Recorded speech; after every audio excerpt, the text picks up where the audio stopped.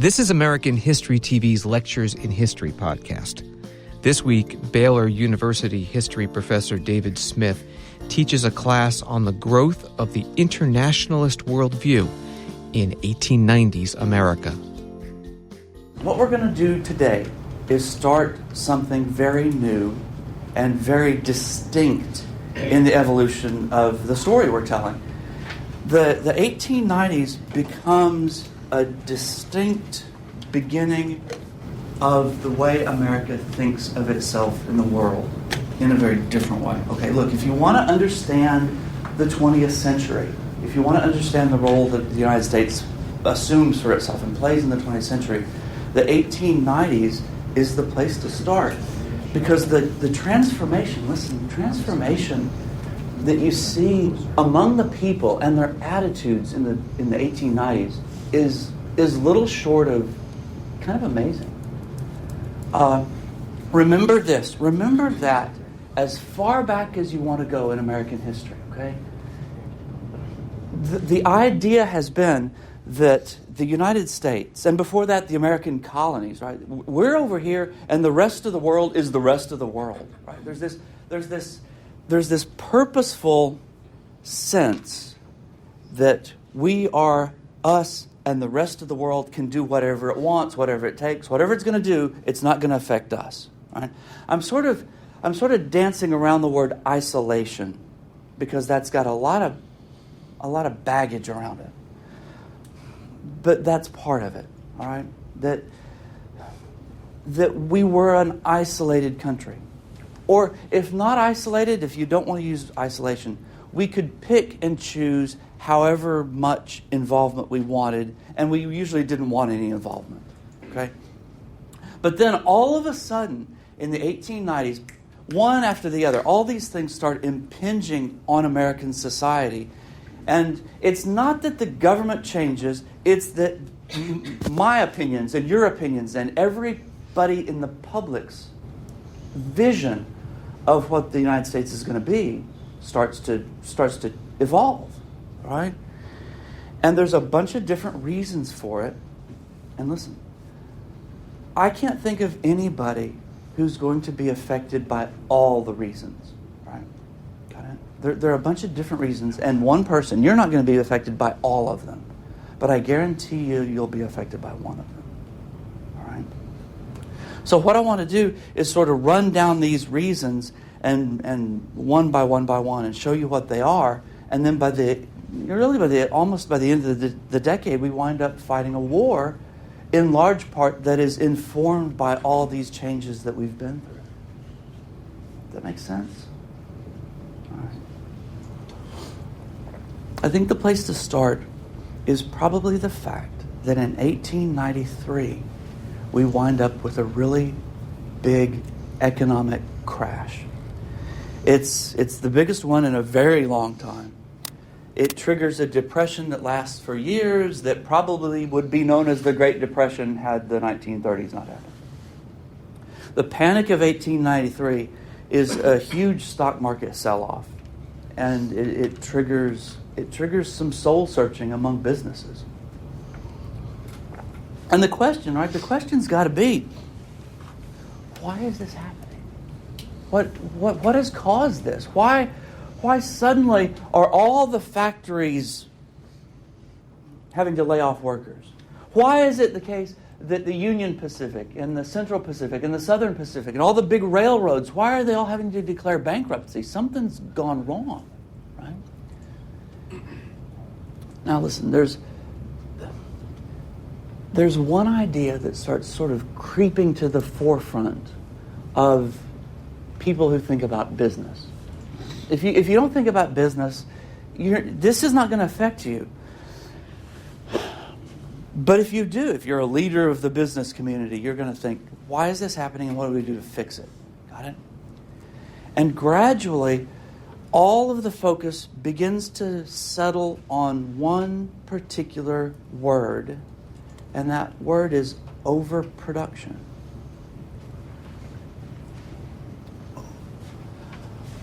Overproduction, what it means is that You remember how efficient American factories had become, right, with Taylorism and everything.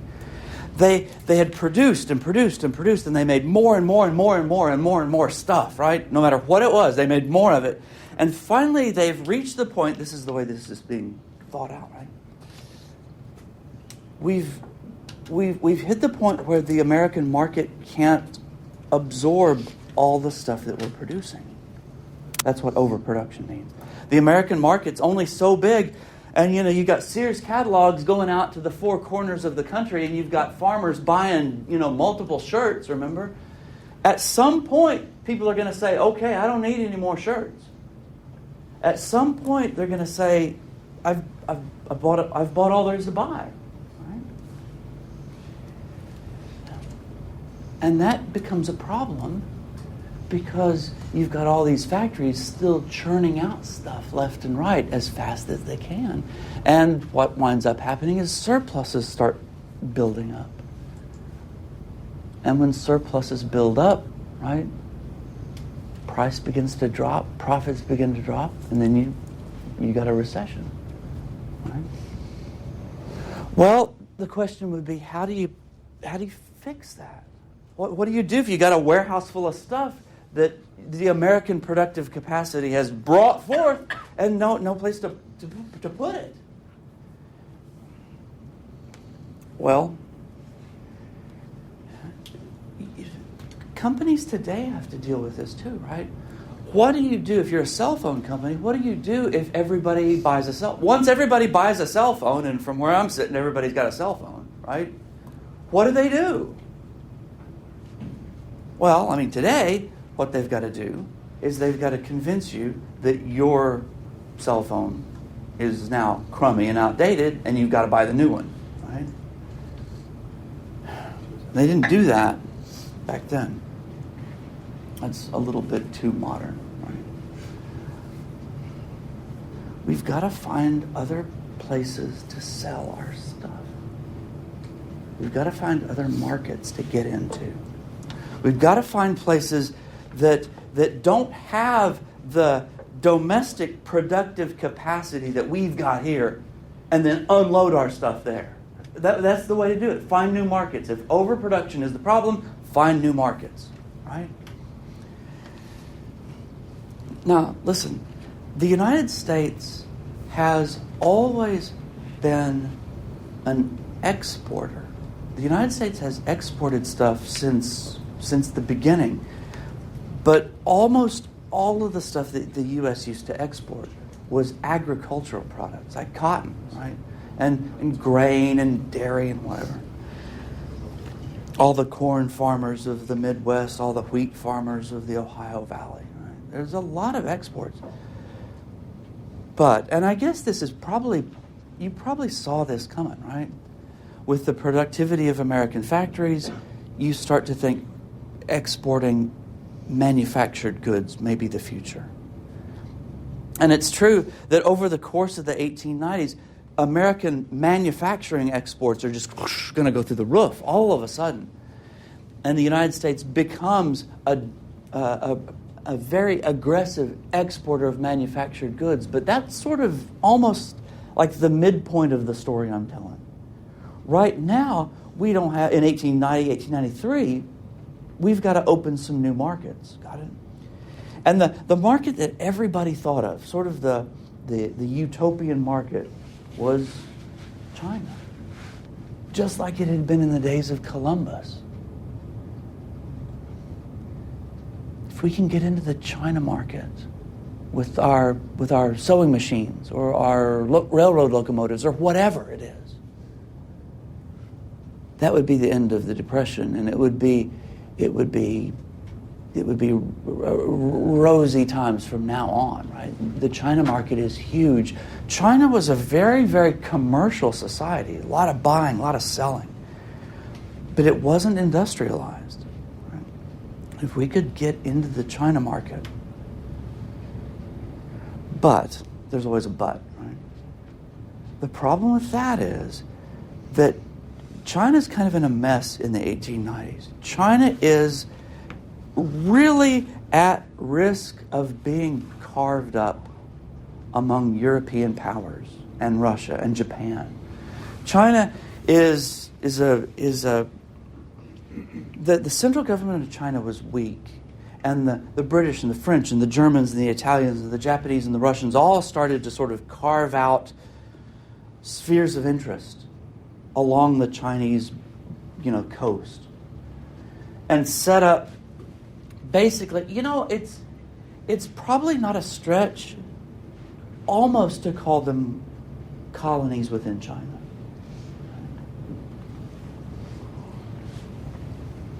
And in 1893, 1894, there's no guarantee, honestly, that China's going to make it. The continent of Africa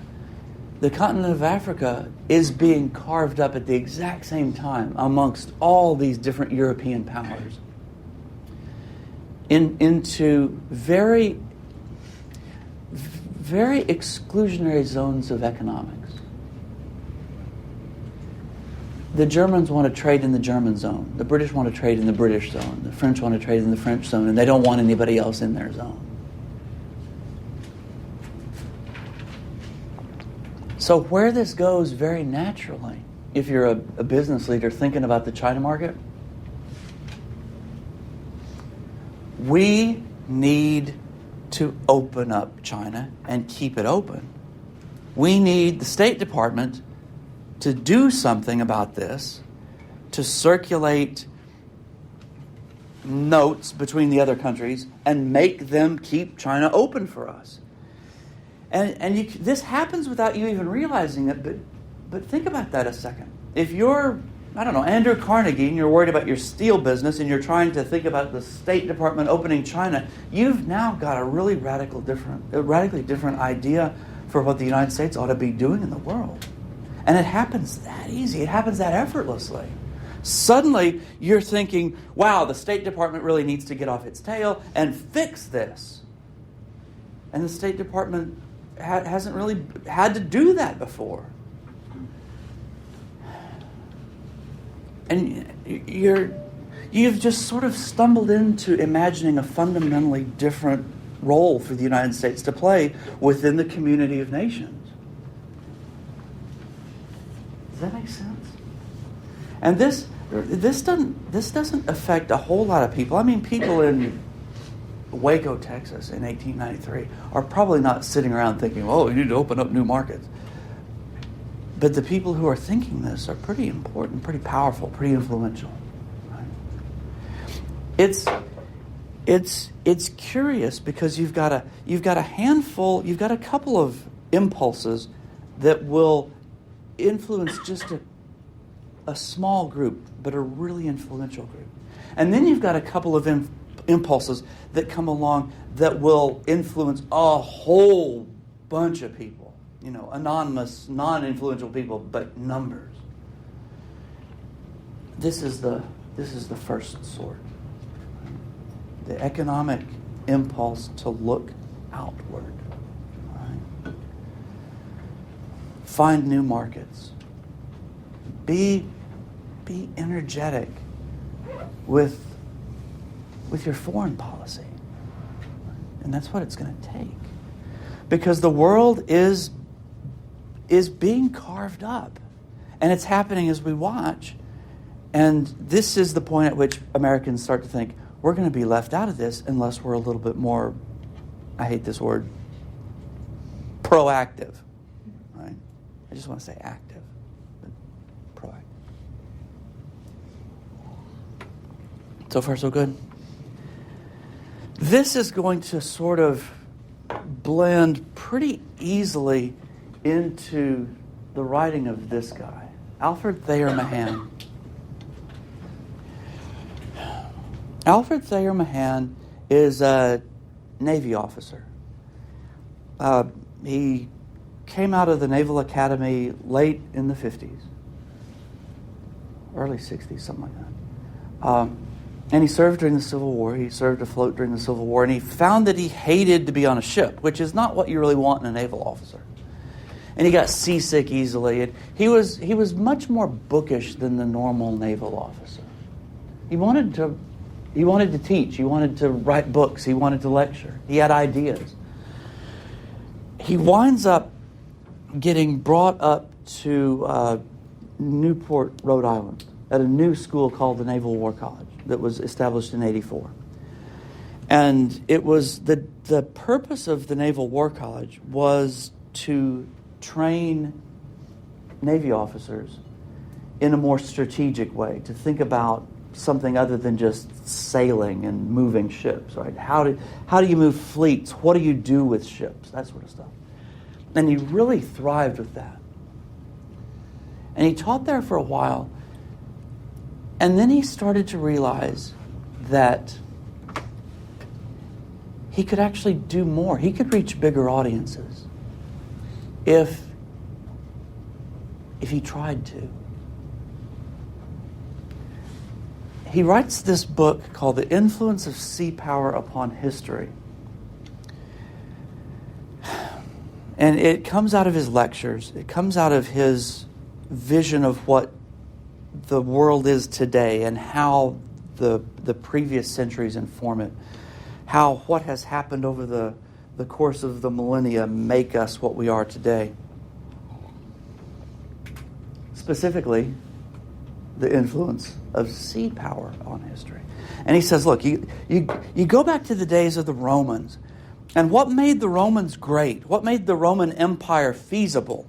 Right? It wasn't the legions, it wasn't the trade routes, it wasn't the gladius, and the shield and all that business. It was the fact that the Romans controlled the Mediterranean. It was the fact that the Romans could use the Mediterranean any way they wanted to. And they could move troops and they could move goods, and that's what made the Roman Empire great. And he says, if you look through time, since the days of the Romans, there's always been like one nation, it seems, that was the leader in sea power. And that one nation who commanded the sea always was able to be economically powerful and influential. And he brings this all the way up to like the 1700s and Great Britain. And he says, look at Great Britain. Great Britain's a little tiny island. I mean, look, you can't even hardly see it on this map. It's small. It has a small population compared to Russia or to France or any place like that. But they've got the biggest empire in the world, right? The sun never sets on the British Empire because it's all over the place. Why? Because they have command of the sea. And if the United States... Now, he doesn't flat out say this, but this is sort of what he's getting into. If the United States wants to be great and influential, it's going to need a navy. It's going to need a navy better than what we've got. It's going to need a navy that is built to, and here's a phrase I want you to sort of file away, because this is a phrase that the 20th century is going to be filled with, right? We need a navy that can project power. We need to think of our navy as not being something that just sits at our shore and waits to be attacked.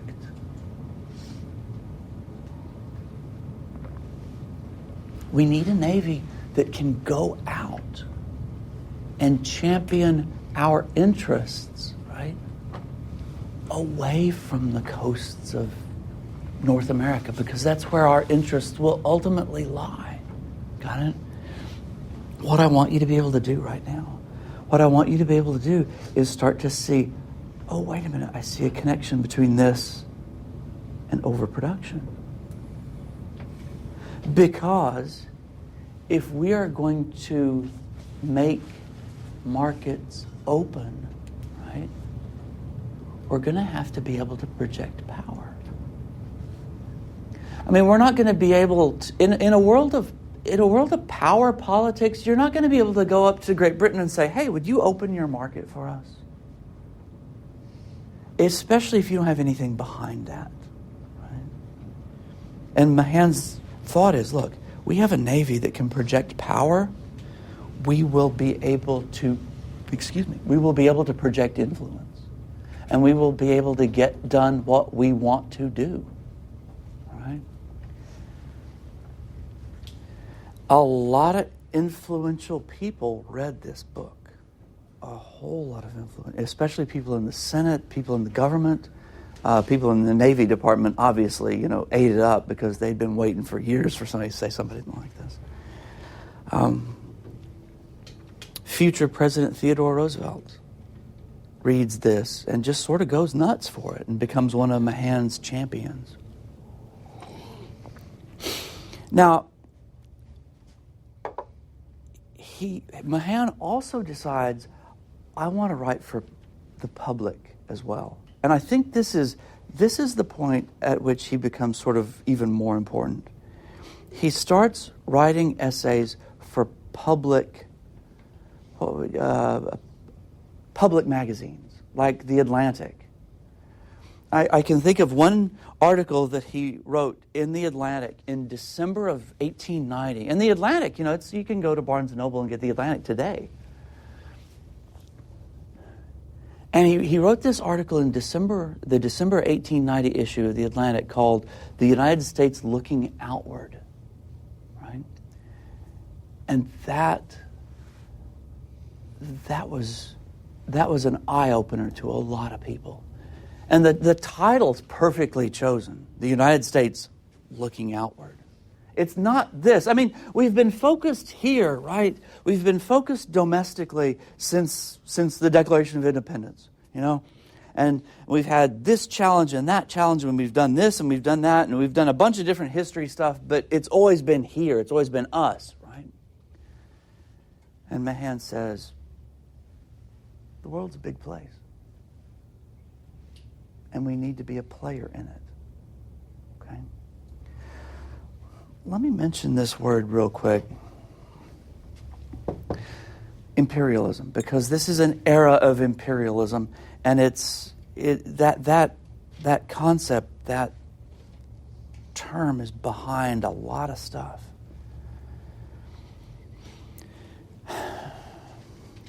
And there were a lot of people in the United States who watched other great powers carve up the world in imperialist fashion. And you can sort of have one of two reactions to it. I don't know if you could be neutral about this. I don't know, maybe you could. People can be neutral about all sorts of things. But in general, your reaction would be, we need to get in on this. Or, this is bad, and we need to know why it's bad, and we need to speak out against it. Okay?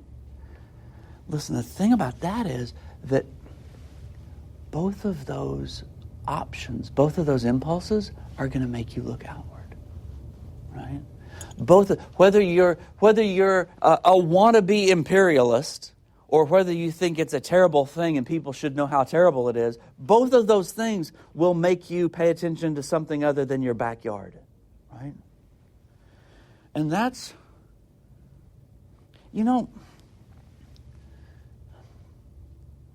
when we have a bunch of stuff, right? When you have the world in your cell phone pocket, or you have the world in your cell phone and your cell phone in your pocket, where it should stay, by the way, during class, you can get in a bubble.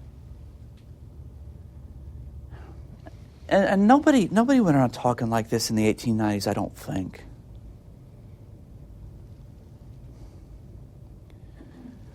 Maybe we should get out of the bubble. Maybe we should pay attention to what's happening in the world. Maybe we should be aware of the plight of China. Maybe we should be aware that Africa is being carved up by imperial powers. Maybe we should be upset by it. Maybe we should get in on it. Right? It doesn't matter. You're suddenly looking outward. That's something that everybody can do. Got it? Any questions so far? So I think if you're looking for a sort of a neat way to, neat as in tidy, not neat as in wow, neat. Maybe a military impulse to look outward, although I'm not really happy with describing it that way. Clearly, this is an economic impulse, right? This is sort of a military impulse. And by the way, when the 1890s start, the United States has, depends on how you count, the United States has something like the 13th largest Navy in the world, which means there's 12 above us. And I'll spot you the first 5. But then I'm willing to bet that you would have trouble thinking about who else. The Chilean Navy was bigger than ours.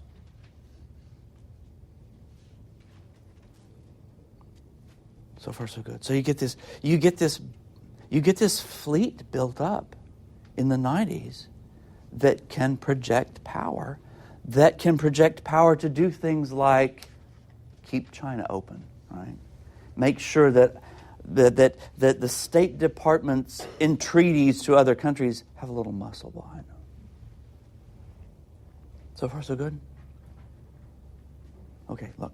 Shift gears. This guy, Frederick Jackson Turner. Frederick Jackson Turner is a historian, a historic historian.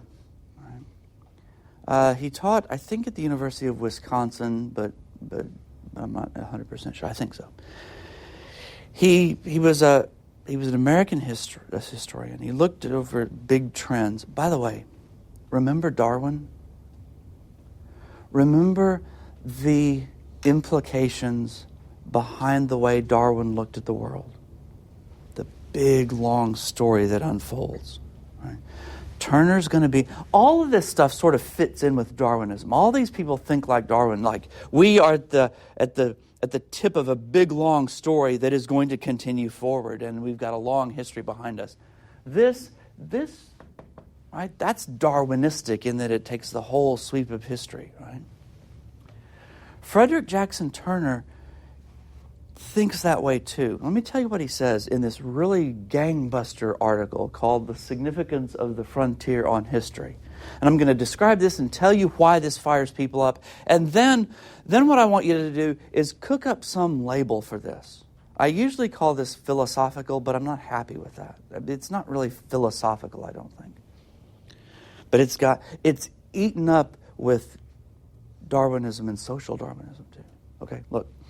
What Turner says is that if you look back through American history from the very beginning, from the Puritan days, right? If you look back throughout American history and you sort of look at a map where people live, there's always been a frontier line between what people thought of as civilization and what people thought of as the wilds of the world. Right? There's always been a line of demarcation between civilization, Boston, Philly, Pittsburgh, whatever, right? And the frontier. And people knew it. People knew where it was. It was always there, okay? And the thing about it was, it represented something formative in the American character, okay? The presence of a frontier, the presence of the frontier determined American character throughout time because the frontier did sort of two things. The frontier was where you could go to start over again. If everything went wrong, if everything just fell apart, right, you could go to the frontier and remake yourself. And there's a bunch of stories sort of wrapped up with, like Andrew Jackson is sort of replete with this, right? He was born in North Carolina and he winds up going to Tennessee and making his fortune. Same way with Andrew Johnson, born in Raleigh, and then he runs off to Tennessee and he becomes a political, figure in Tennessee.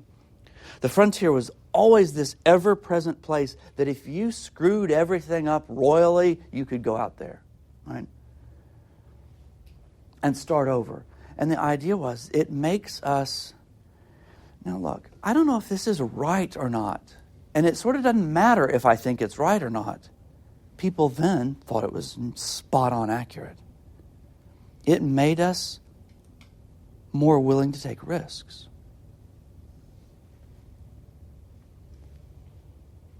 Now, the other thing is and I've mentioned this a couple of times, this has to do with social Darwinism.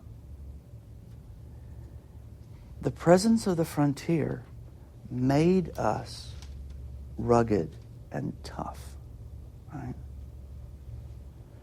The frontier was where you could go to prove yourself. The frontier was where you could go to get away from the luxuries of life in 1824. And you could go out to the frontier and you could chop down trees, and nobody would do it for you, right? If you go out to the frontier, you'd better take care of yourself or you're going to be in a world of trouble, right?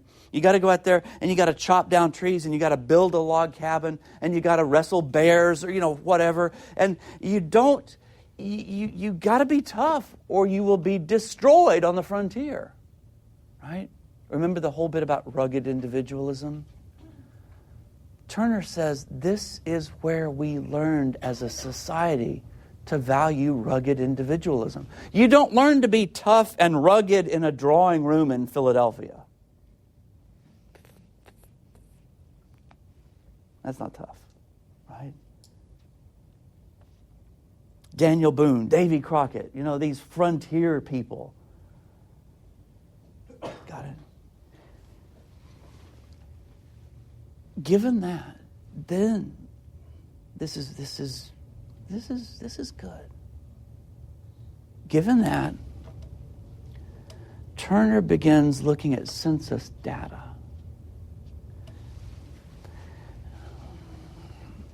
And he says that every 10 years, the U.S. does a census. Every 10 years, you can plot on a map where people live. And every 10 years, you can see just as clear as day, probably on a map that's bigger than this, you can see a frontier line. Okay, the frontier is not just an abstraction. It's a line. It's on a map, right? You go to here and you say, if I take one step over, I'm crossing the frontier. And it goes west every year, right?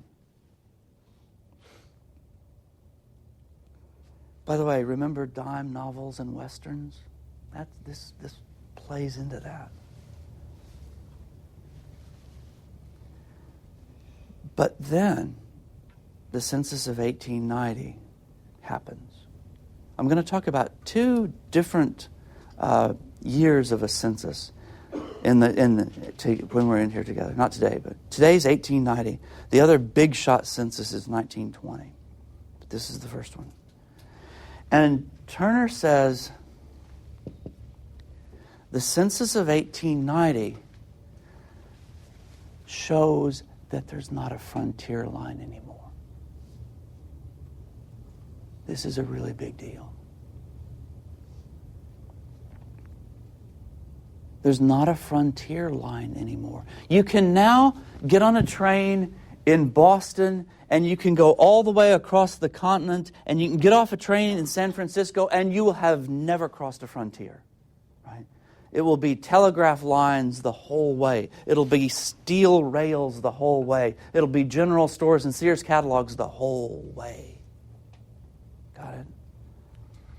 He says the frontier has closed. It's gone. It's disappeared. And it can't come back. Okay? And listen to this. With the closing of the frontier, a chapter in American history has ended. And then you think, okay, genius, what next? And Turner says, I don't know what next. What I do know is this, and this is when the angst starts to build up if you're listening to him talk, right? I know that, you listening? That which made us what we are is gone.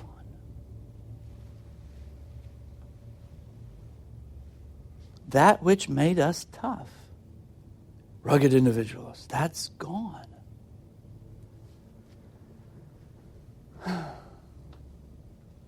So what do we do? And that's for you to worry about, right? He says, I'm a historian, not a futurist or whatever, prophet. All I know is what I can see from history. And I'll tell you what, if you're a social Darwinist, you're going to sort of be upset by this. If you're somebody who has been looking for a chance to sort of kick back and put your feet up, then you're okay, right? If you're one who says, hand me that bag of potato chips, which is an invention at this time, put your feet up, I'm glad there's... See, if there's not a frontier line, it absolves you from doing a bunch of stuff, right? I don't have to go to the frontier. I would go to the frontier, but there's not one anymore. I missed it. Well, too bad. This is when somebody like Theodore Roosevelt comes into the picture. Theodore Roosevelt would read Turner's idea and say, we've got, you ready for this? We've got to find a new frontier. We've got to find a new frontier. We can't kick it back and be lazy now, right? If you remember the competitive nature of social Darwinism, the world works that way too. Nations are competitive. Nations are socially Darwinistic. There was a speech he gave, just a gangbusters of a speech, in 1899 that could have come almost straight from the... It's like he read Turner and then went to give this speech. And he says, the 20th century looms before us large with the fate of many nations. If we stand idly by, if we seek for ourselves merely slothful ease and ignoble peace, the more energetic of the world's nations will pass us by and seize for themselves in the new century the mantle of true greatness.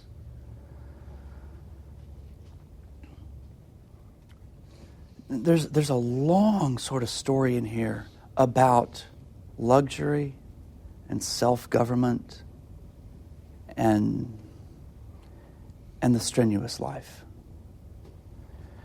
And you could go back in history. You could go back in history and you could read people like James Madison, a little bit of Thomas Jefferson, and you'd every once in a while you'd pick up worries about luxury and self-government not being compatible with each other. Luxuriousness, luxury bred laziness, which bred complacency, right? Which breeds you cease to be interested in the way the world works. You cease to be interested in government. You cease to be interested in how things are happening. I know you can't imagine this at all, right? We need a new frontier because that frontier is why we are who we are. Got it? And if you know sort of cultural history, right? That phrase, a new frontier, it sort of rings through American history like a bell. John Kennedy used it at some point and got a lot of traction with it. We need a new frontier. And you don't even have to talk, you don't even have to be specific what it is, right? We just need a frontier. Where? I don't know. Alaska, maybe. Nobody's gone to Alaska yet. It's cold. There's bears. Frontier, right? Space, the final frontier. The human heart. The depths of the ocean. It doesn't matter. We need a frontier. Why? Because that's what shapes us, right? That's what he's saying. We can't... This sort of forces our hand, right? If I'm right about this, we got to look someplace else. If I'm right about this, says Turner, the future has to be out there. Got it? And Mahan, right? Mahan's in the back of the room saying, you're going to need a Navy, right? And then you've got Andrew Carnegie or the business people, right, saying, oh, we can sell things on the new frontier. Right? It all sort of flows in together. So far, so good? Yes? So going back to, about the Navy, would that help the economy at all? Because then they would have something new to produce? That's a good question. Would a new Navy help the economy? Absolutely. Especially it will help the steel industry. Because The kinds of ships we're going to build in this new Navy are very different. They're big steel ships. And for a while, the worry was that there weren't any steel factories that could make the kind of steel that the Navy needed for armored ships. And the first few ships of the new Navy, they were steel hulls, but they weren't armored. And a lot of the people in the Navy Department said, we really can't do this until we can be sure that the U.S. steel industry can keep up with what we want, right? And the U.S. steel industry said, you order the ships and we'll keep up with it. And that's such a good question. That's such a good way of tying these things together. Yeah, the construction of the new Navy was an economic boom for a lot of places. Jake? Did that have an effect on the stock market crash? Like, is that helping that or only hurting it? It's not helping or hurting at all yet. I mean, the stock market moved a little bit more slowly back then, right? And the moves weren't as big as they've been recently. But ultimately it will. Ultimately, it will help the steel companies be more secure and be a better investment, and then people will start to sort of invest in the stock market. Will come back up again. And by the end of the decade, the depression is over, and it has rebounded, and the economy is growing real well for a couple of different reasons that we can talk about later. So far, so good? Anything else? Okay, shift gears entirely. The people that we've been talking about, chances are, would not have read the book by Josiah Strong called Our Country. But a lot of people did. He wrote this doozy in 1885.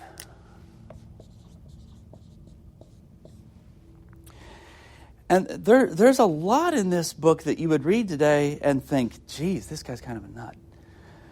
It's a diagnosis of what's wrong with the country in 1885. And he gives you a really long list of stuff. You know, there's too much money, there's too much greed, there's too much socialism, there's too much labor unions. You name it, there's too much whiskey. He's against a lot of stuff, right? But I can't think of a book that's more different than Mahan, right? This reasoned look at history. And Our Country is sort of just this panic thing about the country's falling apart. We got to fix it. Got it? But tied up in it, okay, if you can manage to get to the end of it and read one of the last chapters, he talks about the spread of Christianity in the world. All right? Yeah, and if you read it, you think, this is coming. And I know where he's going with this. And basically, his penultimate chapter says that if you look back over history, there's always been one people that carried the Christian gospel to the world. And now it has fallen to the Americans to do it. Kind of a big deal. The British did it for a while. This is this whole the torch is being passed to a new carrier kind of thing. And Strong, who's convinced that the lack of godliness is behind a lot of the troubles, says Americans need to become more, what would the word be? Evangelical. Americans need to go and spread the gospel now because the British have done all they can do. There's a little bit of a Darwinistic trajectory in this too, right? And this coincides, listen, this coincides with a flowering of missionary work in American churches, all right? Especially American Protestant churches like Baptists and Methodists. They go all into missionary work in like the 1890s. Okay?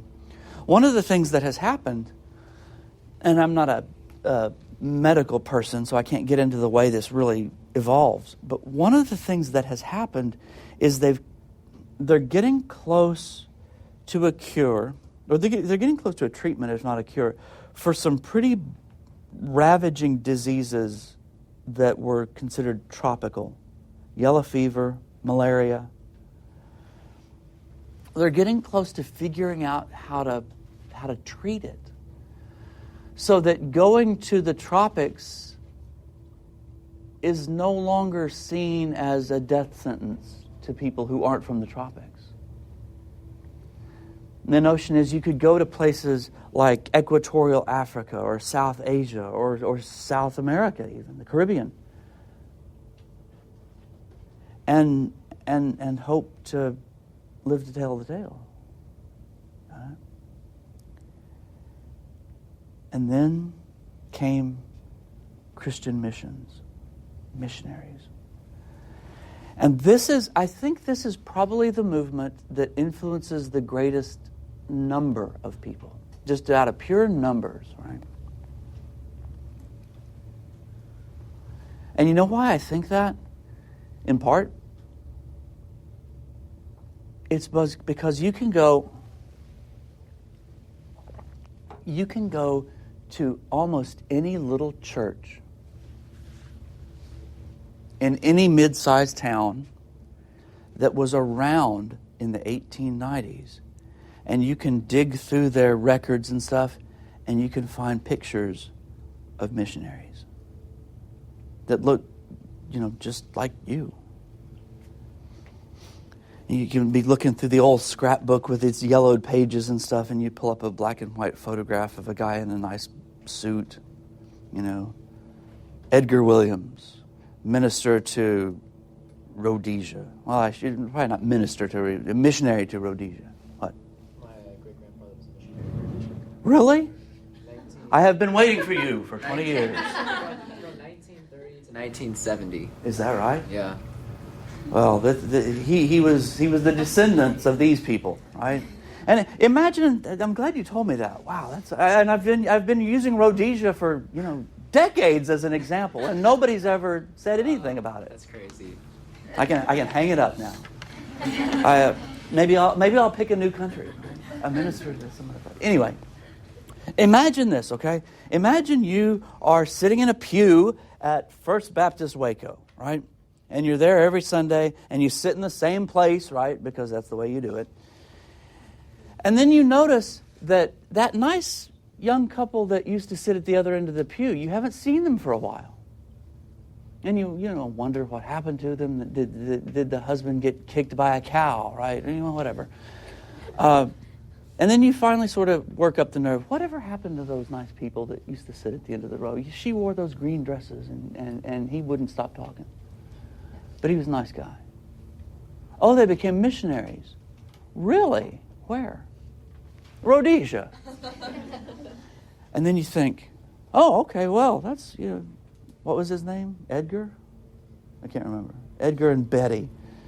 Edgar and Betty, Rhodesia. And when you're told that, after the closing hymn on Sunday morning, you're thinking about where you're going to go to lunch. And you answer it, Rhodesia, yeah, Rhodesia. And then what you do, after lunch, you run home. What was it? Rhodesia. Good God, it's in Africa. They're in Africa?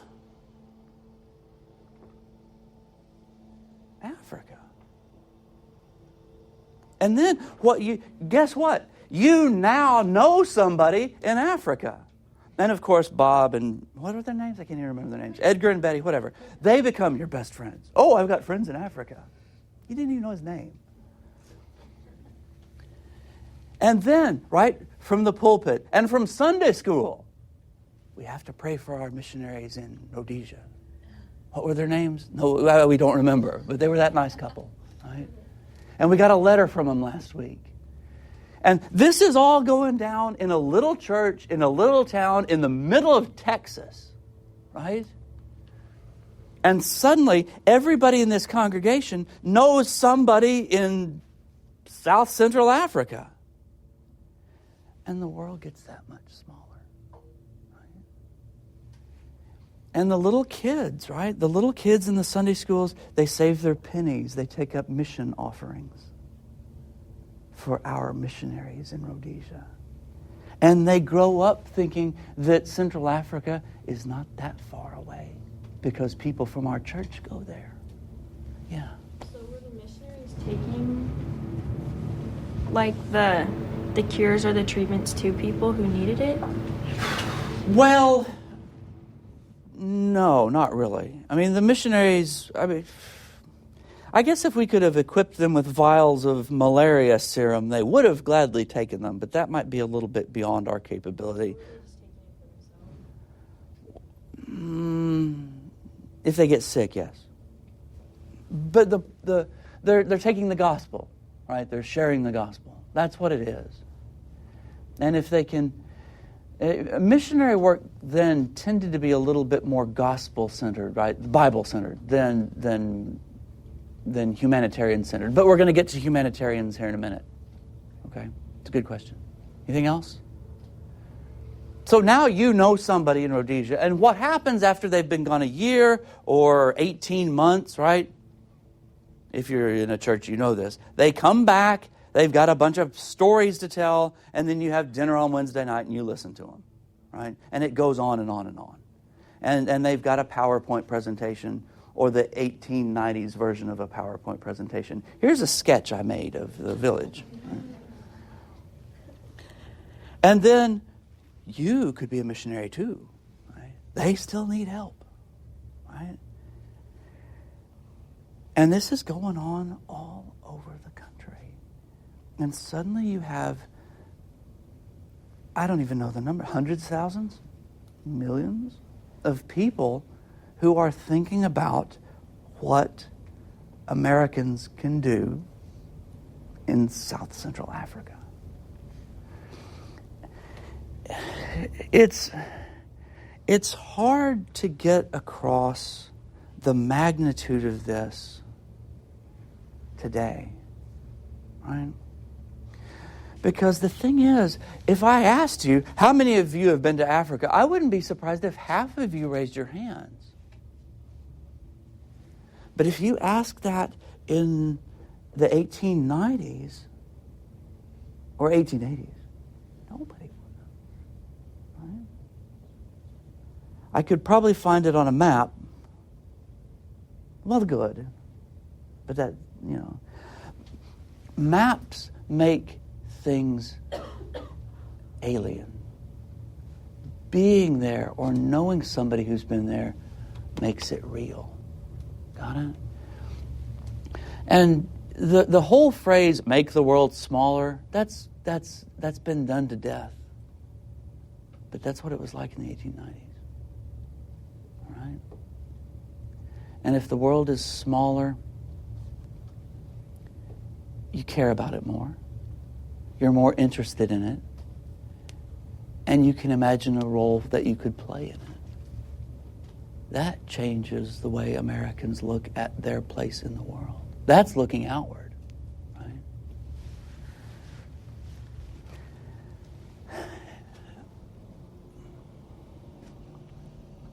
And then, and you sort of hinted at this, right? What if you're not necessarily religious? What if you just want to do good? What if you want to spread medicine? What if you just want to take the blessings of modern society to places that are without the blessings of modern society? Right? You're reading that book about electricity. What about electricity? What about light? Now, we're always a little bit hesitant, right? We don't like to talk about primitive and advanced. We don't like to put things on that kind of spectrum. But in the 1890s, people didn't have any hesitation to do that.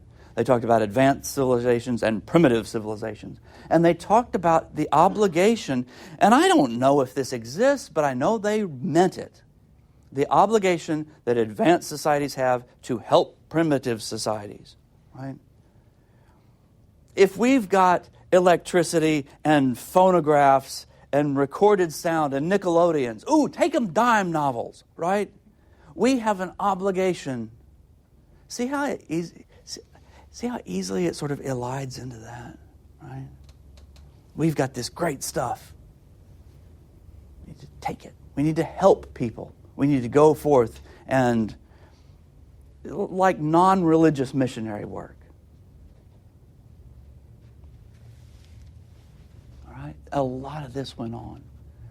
And if you can imagine the missionary impulse, the Christian missionary impulse, innervating a lot of people and really getting them fired up, this humanitarian impulse tended to other people too. If you're not particularly Christian, you're not interested in evangelism and stuff, well, what about, like you said, what about medicine?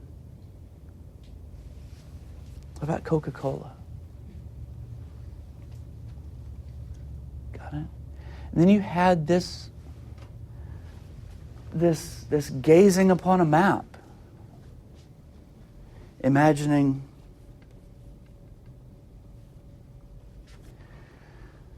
people that you could help, right? Exploitation and sorrow and trouble that you could alleviate, right? And look, if you're against this, I'm talking to you, right? Because you can help people. What is it, Lauren? So had the economy already gotten better? Because I imagine it'd be kind of expensive to go to Africa, and if everyone's losing jobs, they probably wouldn't be thinking That's a good about question. going across. I mean, if everybody in the church is unemployed, they're not going to send you to Africa. I don't know.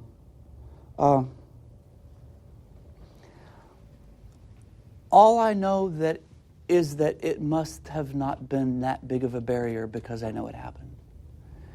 Whether the economy is rebounding to allow this to happen, or whether or not the Depression was, I don't know how many people in Waco felt the Depression of the 1890s. I know the big companies did, but I don't know if people here did. But I know that there was enough to send missionaries out to places like that. It's a good question. I'll see if I can come across the answer, if you remind me to at some point. So far, so good? If you want to help, if you want to do good, if you're looking for people that need American assistance, and, they were, you don't have to look very far. You only have to look 90 miles off the coast of Florida. You only have to look down to the island of Cuba in the Caribbean to find people who are under the heel of an imperialist power. There's been a Cuban revolution, a Cuban revolutionary independence movement firing up in Cuba off and on for quite a while now. Cuba is part of Spain, part of the Spanish Empire. It's part of a Spanish Empire, a part of a Spanish Empire that used to go from Northern California all the way to Tierra del Fuego. That's a lot of land. And that Spanish Empire over the centuries has shrunk and shrunk and shrunk and shrunk and shrunk until now it's Cuba and Puerto Rico. And Spain doesn't want to let them go.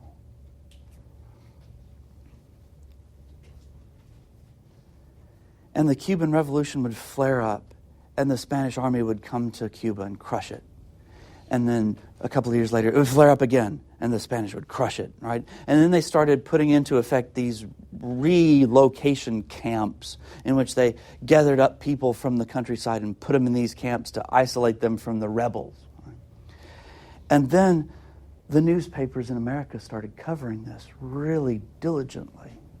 And they found out that there was a readership, in New York especially, that was fascinated by this. And you wind up with a particular kind of journalism came out of this, a journalism that comes to be labeled yellow journalism.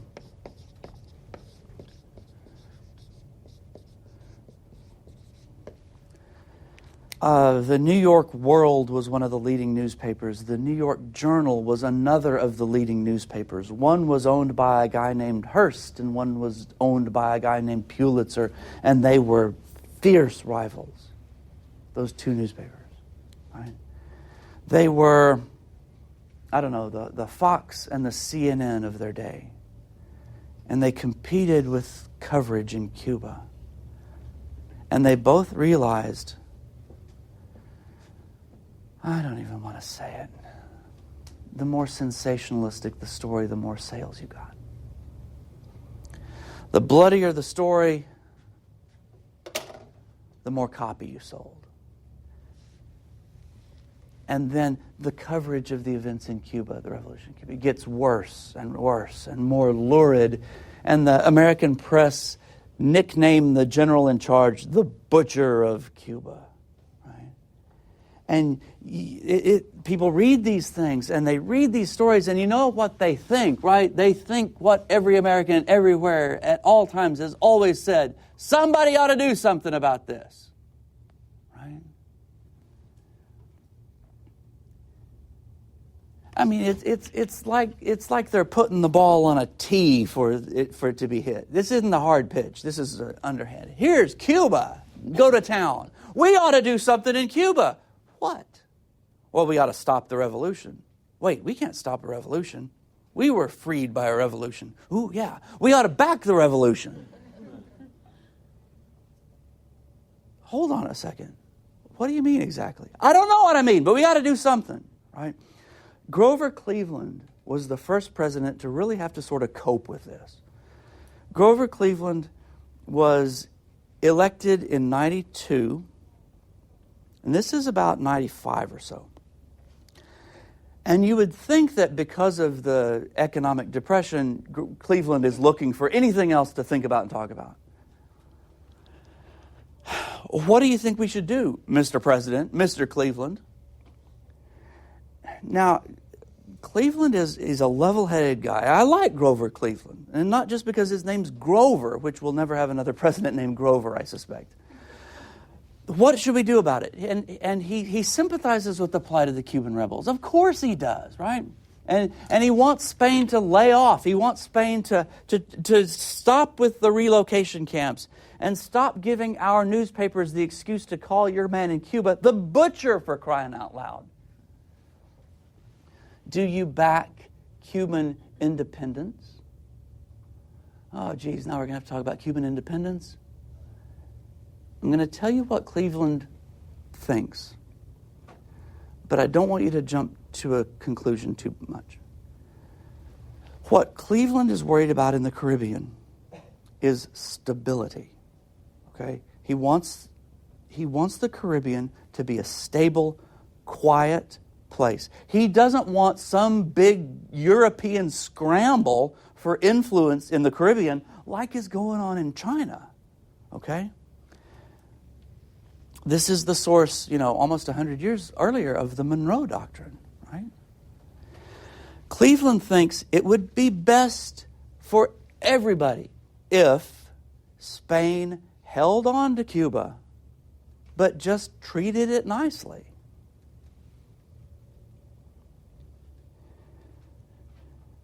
And look, if you're somebody who's fired up with righteousness, that's not going to fly with you.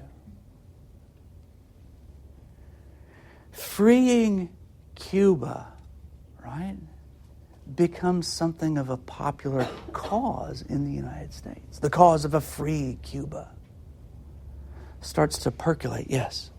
I think it was, just a reason or a way to not look at the civil rights issues that Americans were still dealing with. Like, let's just look somewhere else and ignore what's going on here. Yeah, I can totally see that.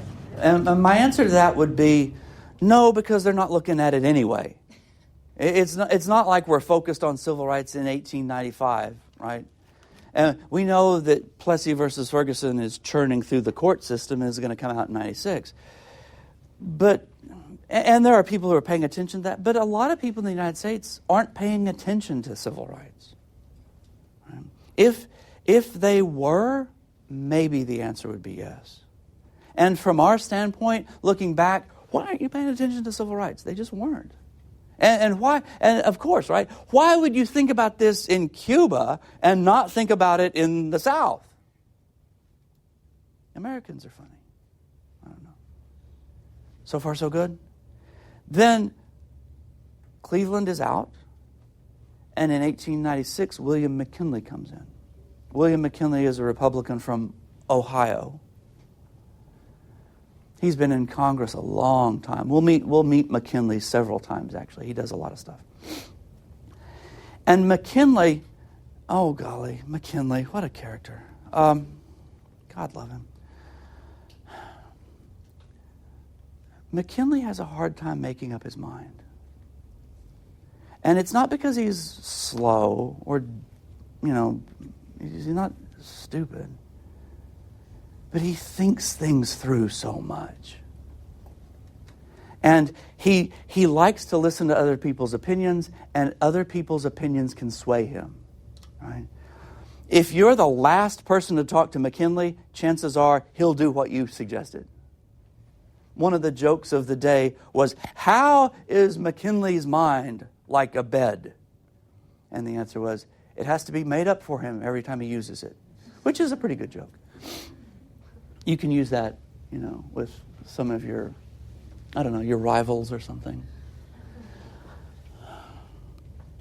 It comes out that McKinley sort of favors the rebels. And McKinley thinks that the way to solve the problem in Cuba is for Spain to just let it go. Okay, so what could we do? What could the United States do to sort of prod that along?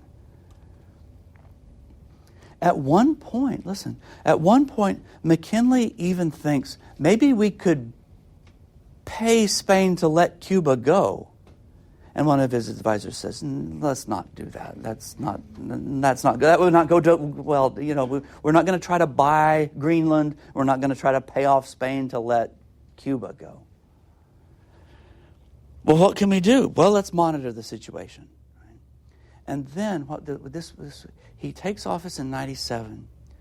In December of 97, the riots start flaring up in Cuba again, the pro-independence riots. Bunch of property damage. Think Stamp Act riots in 1765. And then, what happens then is that American interests in Havana start getting burned. American sugar warehouses down by the docks are put to the torch. And then, what happens then? American businesses start pushing on the administration to protect American business interests in Cuba. And that turns the heat up on McKinley. And then you've got people saying, this wouldn't happen if Spain could be, driven out of the island. Maybe we should help the rebels in this thing, right? And what you're dealing with now, what you're seeing now, is the United States getting pulled into the Cuban Revolution. Maybe we could throw them out. And the imperialists are saying, whoa, hold on a minute. No. There have been people in this country for decades trying to get Cuba. We're not an imperialist power. We're not going to take Cuba. Right? And then Congress starts thinking, okay, well, I'll tell you what. If we do have to go to war, wow, we're already talking about that. If we do have to go to war, we will forswear taking Cuba. We'll say up front that we're not going to. That'll prove ourselves, innocent. I don't know. In January, and I guess we'll probably close with something like this. In January, McKinley decides on the advice of his advisor, send a battleship to Cuba. Send a battleship. Send a tangible sign, right, that we're paying attention and we're not happy. Right? Don't send flowers, send a battleship. Right? They're different messages, right? The USS Maine has been afloat since 1895, and it's pretty cutting edge. It's pretty impressive looking. And McKinley orders the Maine to Havana in January of 98. And the Maine The last photograph of the Maine afloat shows her coming into Havana Harbor with the ancient Spanish castle in the background. It's a great picture. And it seems to work for a while. Havana quiets down. And then on the night of February 15th, the captain of the Maine is in his cabin writing letters. It's a quiet night.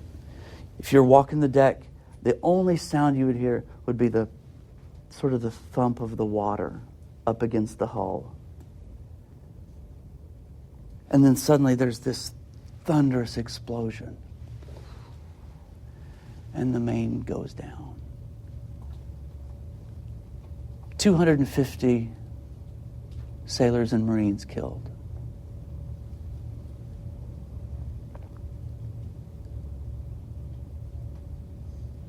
The Secretary of the Navy is awakened at 2 a.m.